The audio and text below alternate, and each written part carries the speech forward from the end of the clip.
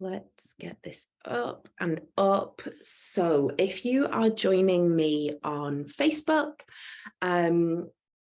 welcome. This is going to be in the Facebook group forevermore, but also we are on Zoom as well. So if you're joining me on Zoom, welcome.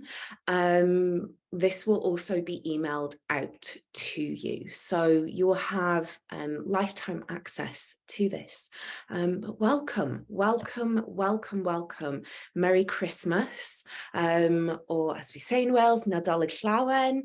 I hope that you have all had a lovely time and have had time to rest as well, because that's really important. And I think especially if we are in a service industry where we are, you know, in and of service to others, it's really important that we take this time for ourselves. So if you are joining me for the live, thank you for sharing in this time with me. If you're catching up on the replay, welcome as well, and well done for giving yourself that time, because it is important. So we've got a little bit that we're going to be covering over the next 3 days, quite a lot actually to pack into 3 30-minute sessions, but it's really a taste of what you can expect in the in the 31 days of yoga, which we are starting in January, on the 1st of January. I'm just going to make sure that I am pinned and spotlighted for everyone on Zoom. Perfect. So we have 3 days here in the Well Revolution. This is the second time I've done this. And as I say, you'll have lifetime access to all of these recordings. So today we are going to focus on breath work. We're going to explore the concept of Ahimsa, and Ahimsa being non-violence. Tomorrow, we're going to explore mindfulness with a meditation practice in relation to satya, truthfulness. And then on Thursday, we're going to be exploring self-study or self-reflection in relation to asteya, or non-stealing, non-covetousness. So we're going to begin with our breath work today, and I'm going to be guiding you through a breathing practice called Sama Vritti breath. Now, some of you will have practiced this with me before, and Sama Vritti breath is square breath. So it's where we imagine as we're breathing, we almost start to visualize a box, a square. So we breathe in for a set number of counts, we hold for the same number, we exhale for the same number, we pause again for the same number. Oh, I believe there's some hearing issues on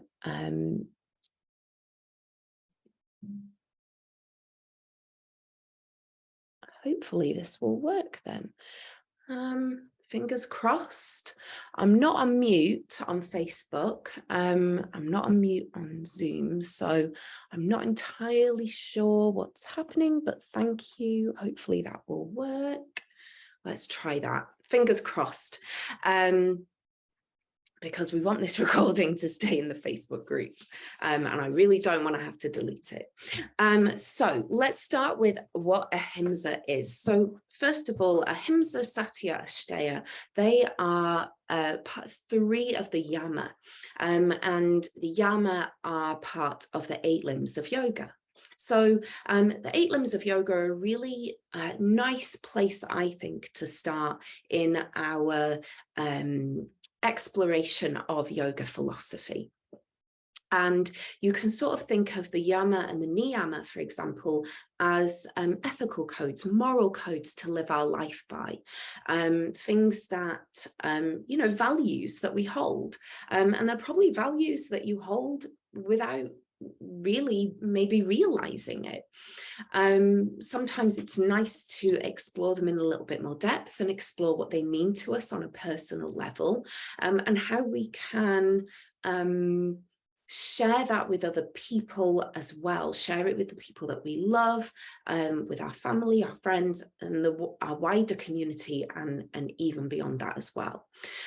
So I'm going to share with you my interpretation of Ahimsa, how I try to observe that in my everyday life, and also an excerpt from the translation and commentary of the Yoga Sutra of Patanjali, by Sri Swami Satchidananda. So for me, my understanding of Ahimsa is that it essentially means non-violence. Now, when I first learned of Ahimsa, I remember I was listening to a podcast, and it was kind of explained in the sense of kind of in relation to being a vegan. So in that moment, I was like, well, I do that without thinking about it. So I've got that one down. But the more that I've studied, and since becoming a yoga teacher myself, there is a lot more to it than simply, choosing to be vegan, for example. That's like such a personal and small aspect of it. So Ahimsa literally translates to non-violence. Himsa being violence. And we can think of it in a literal sense of, well, I don't go around picking fights with people. I'm not a physically violent person, but it can mean so much more in the sense of the words that we choose to speak to other people. The way that we speak to ourselves, usually we speak to ourselves far more critically and violently than we may ever speak to anyone else. We're often far more critical of our own actions, beliefs, judgments, behaviors than we would be, say, if our best friend maybe presented with us with those same behaviors, judgments, beliefs, and actions. We'd probably be far more forgiving of someone else than we would be of ourselves. And so for me, what I've learned with Ahimsa is that it has to start within, right? We can't possibly expect to be kind to other people without first showing ourselves that same grace, that same kindness.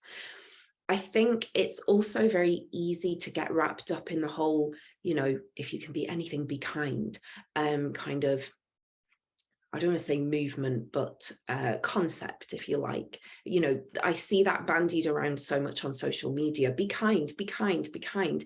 And yet in the same breath, that same person will, make a derogatory comment about someone or something that they've experienced. And it's like, are we really observing this? Are we really kind of exploring what that means for us? Or are we just saying it because it's a popular thing to say and it gets us likes on social media?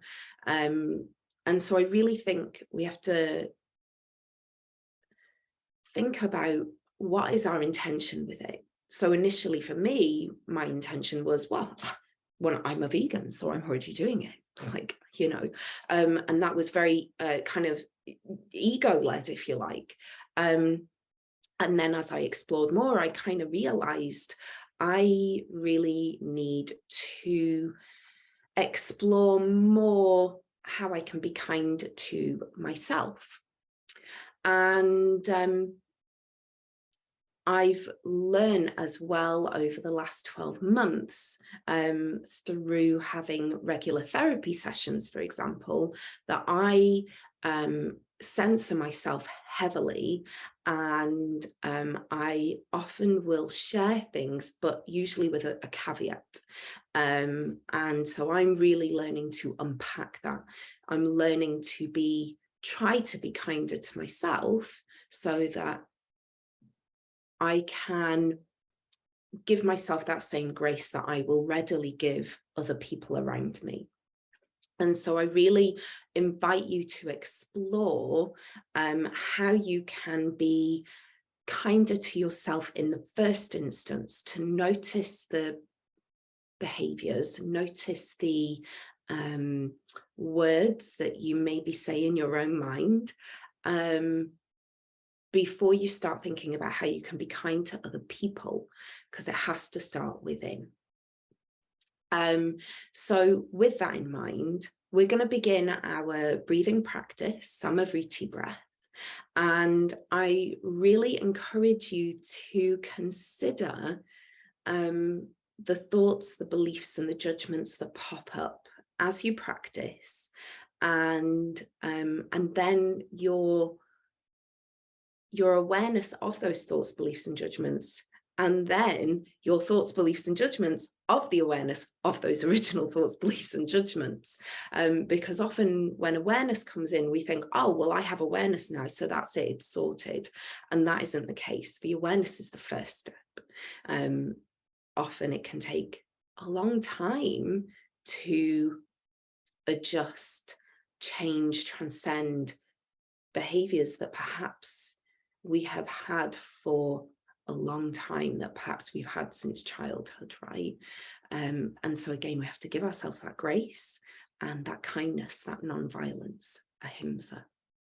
So I'm just going to really quickly, this is the joys of doing things on both Zoom and Facebook. One likes to work, one doesn't. So let's have a look. Let's try and go live again in Facebook, and hopefully this time it will work. Okay, so find a comfortable seated position. We're going to move into our breathing practice. Before we do, I'm just going to really quickly share with you the definition according to the translation by Sri Swami Satchidananda. So it says in this book, in the presence of one firmly established in non-violence, all hostilities cease. So starting with the 35th sutra, because there are more than 8, Patanjali covers the 10 virtues one by one. So when a vow of ahimsa or non-violence is established in someone, all enmity ceases in his or her presence, because that person emits harmonious vibrations. If two people who have enmity between them come to such a person, they will temporarily forget it. And this is the benefit of ahimsa. And Gandhi is a really good example of this. He really galvanized an entire continent of people to observe ahimsa instead of violence, to kind of to gain their independence, if you like, from through non-violence as opposed to violence. So he's like a really good example to use in this exploration of this particular yama or sutra. So we're going to come into our breath work, and really what I would love for you to do is find a comfortable seated position. This won't take too long, but it's a breath work practice that you can come back to whenever you feel like you really need to come back into the present moment, because the beauty of Sama Vritti breath is, or it's often called square breath or box breath, and it's, I believe, used by the military as well, which kind of makes sense actually. But the beauty of this is because we are breathing, pausing, inhaling, pausing, exhaling, pausing, what that does is it sends a message via our vagus nerve to really bring us into a state of calm. So it really activates the vagus nerve. And if you've practiced with me before online or in person, we've explored the vagus nerve many times. And the vagus nerve is directly linked to our fight, flight, or freeze response. And a lot of us spend a lot of time in fight, flight, or freeze. But unfortunately, what happens is, you know, when we spend too much time there, we end up in burnout. And so these breathing practices, they help us to come back into rest and digest. So find a comfortable seated position. Maybe if you're cross-legged, just take a moment to get comfortable. If you're sat in a chair, maybe make sure you have both feet firmly planted on the ground, and go ahead, and if you're comfortable, close the eyes, and then maybe bring one hand to the heart space, the other hand to the belly. And just take a moment here. Notice where the breath is landing. Notice how it feels. And just take your time here.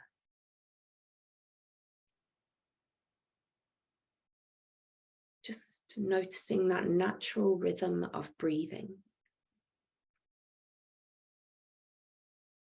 Not trying to alter it just yet. The natural rise and fall of the chest with every inhale and exhale. Perhaps your breath is shallower, higher up in the chest, maybe quicker. Maybe your breath is lower down in the torso, closer to that hand resting on your belly, deeper, longer. There's really no right or wrong here. The first step to becoming friends with your breath again is to simply get to know it. Notice the natural patterns, its nuances, and what it's trying to communicate to you in this moment. And I'm going to guide you through the Sama Vritti breath. I'll count you through, but first of all, let's take a deep inhale through the nose and exhale with a big releasing sigh. Really empty those lungs. Take an inhale through the nose for 4, 3, 2, 1. Pause for 4, 3, 2, 1. Exhale 4, 3, 2, 1. Pause 4, 3, 2, 1. Inhale 4, 3, 2, 1.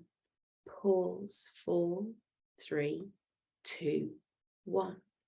Exhale 4, 3, 2, 1. Pause 4, 3, 2, 1. Inhale 4, 3, 2, 1. Pause 4, 3, 2, 1. Exhale 4, 3, 2, 1. Pause 4, 3, 2, 1. Inhale 4, 3, 2, 1. Pause 4, 3, 2, 1. Exhale 4, 3, 2, 1. Pause 4, 3, 2, 1. Inhale 4, 3, 2, 1.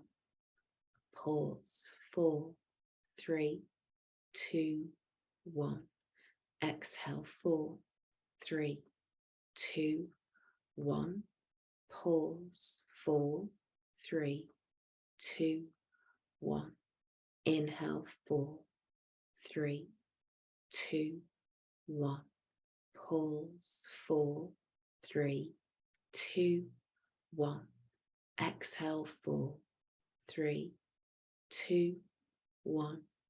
pause, 4, 3, 2, 1. Inhale, 4, 3, 2, 1. Pause, 4, 3, 2, 1. Exhale, 4, 3, 2, 1. Pause, 4, 3, 2, 1. Inhale, 4, 3, 2, 1. Pause, 4, 3, 2, 1. Exhale, 4, 3, 2, 1. Pause, 4, 3, 2, 1. Inhale, 4, 3, 2, 1. Pause, 4, 3, 2, 1. Exhale, 4, 3, 2, 1.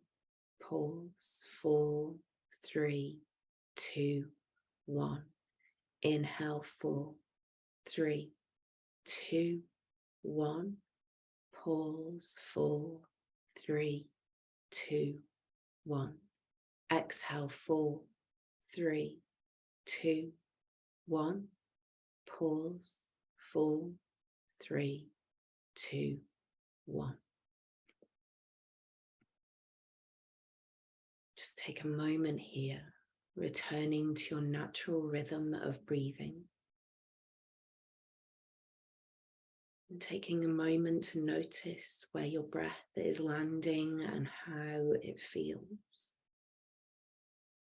Notice similarities and differences to when we started our practice. And then notice your thoughts, beliefs, and judgments. And this time ask yourself, what is it that my breath is trying to communicate to me today? In this moment.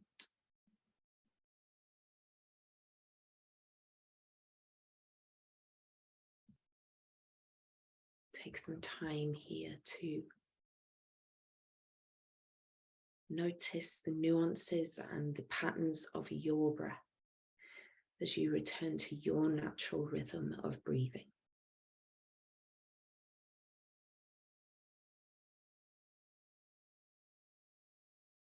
And as you notice those thoughts, beliefs, and judgments, ask yourself, are they kind, non-violent, Ahimsā? Or are they judgmental? Are they unkind?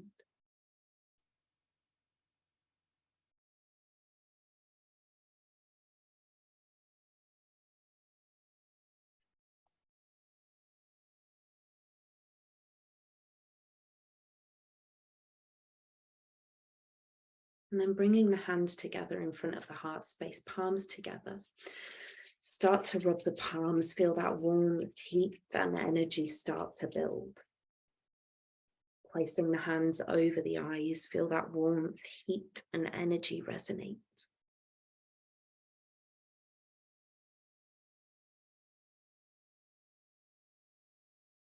And keeping the eyes closed, start to draw the hands away, placing them one on top of the other at your heart center. Take a deep inhale through the nose here. And exhale everything out with a sigh. And as we do, we say thank you to the Krishnamacharya and Iyengar lineage of yoga and to all of the teachers and practitioners who came before us. Thank you so much for joining me this evening. Before we finish, I would like to share with you some journal prompts. Feel free to make a note of them and just take your time pondering them over the course of the evening and maybe include them in your daily journaling practice. If you have one, if you don't, I really recommend it because it's something that I've been doing for a few years now, and And it's quite amazing, actually, how well you can get to know yourself, and the things about yourself that perhaps you'd never really noticed before. So it's just a few questions, not too many. And the first one really is probably more of a question that I would use prior to my practice, but you could use it afterwards as well. And I sort of got you to think about it towards the end of the practice, and that is, what is my breath trying to communicate to me today? What is my breath trying to communicate to me today? And this is a question that I also use in my journaling. I like to meditate and breathe on a regular basis. I try to do it daily. And so then journaling becomes part of that. And so I always, when I start journaling, I always ask, what does my soul want to tell me today? What does my soul want to tell me today? And so you can use that question for your breath. What does my breath want to communicate to me today? What does my breath want to tell me today? So that's the first question. And it's a good one to ask yourself during the process of the practice, and then come back to it when you journal as well, and write out the things that you notice, the nuances, the patterns, the uniqueness of your own rhythm of breathing, and also how it changes, because it's not going to be the same every time you come into a breathing practice. The second question really focused on Ahimsa. What thoughts, beliefs, and judgments came up for me during this practice? What thoughts, beliefs, and judgments came up for me during this practice? And are they true? Because often we'll perhaps notice if we're breathing quickly and shallow, and we come into it initially when we're new to breathing and breathing practices, we'll kind of have this mindset of, well, I need to slow my breathing down. And why am I not slowing my breathing down? I've been doing this for a while now. I should be better at this. And it's not linear. It's really important that we remember that progress isn't linear in all aspects of life. So what thoughts, beliefs, and judgments came up for me during my practice, and are they true? And the final question is diving a little bit more into Ahimsa. How can I observe Ahimsa in my practice? How can I observe Ahimsa in my practice? Or you may want to ask yourself, how can I be kinder to myself during my practice? So in what ways can I observe Ahimsa, or how can I be kinder to myself during my practice? And when we start to explore these things within ourselves, it gives us the capacity to extend that grace to the people around us, the people closest to us, our friends, our wider circle, our community, and globally. And so that concludes our practice for day one. I hope that you found this helpful. This recording will be sent out to you via email. So if you missed it, you will get the replay in your inbox within the next 24 hours, hopefully before we meet again tomorrow evening. Tomorrow evening, we will be observing Satya, if I remember rightly. And so I hope that I will see you again for that. as well, please do bring your journal with you and your pen. You do not need a yoga mat. This is all about exploring philosophy, breathwork and mindfulness and self-study. And if you would like to practice with me in greater depth, then keep an eye out for that email that's coming tomorrow. It will have details of the 31 days of yoga as well, which starts on the 1st of January. So I hope that I will see you tomorrow evening at 6 p.m, same time, either on Zoom or in the Facebook group, or on the replay. Take care, enjoy the rest of your evening, and I'll see you tomorrow at 6 p.m.